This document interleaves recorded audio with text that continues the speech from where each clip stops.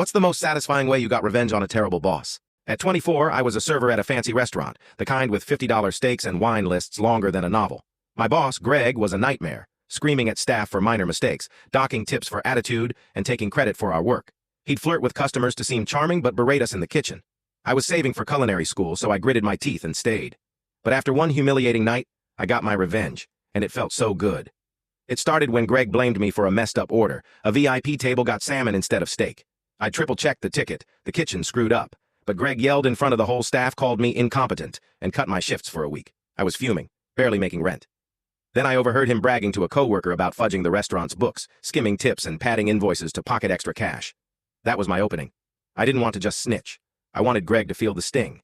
I'd been keeping a notebook of his shady moves, shorting paychecks, forcing us to work off the clock. I spent days collecting proof, screenshots of schedules, texts where he admitted cutting tips, even a photo of his secret ledger I found in the office. I knew the restaurant's owner, Mrs. Chen, was hands-off but fair.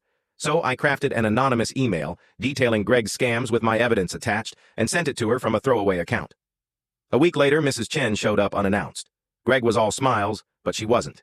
She confronted him in the dining room, customers watching, and asked about the missing tip money. His face went white as she listed discrepancies I'd flagged. By the end of the night, he was fired, escorted out by security, stammering excuses. The best part?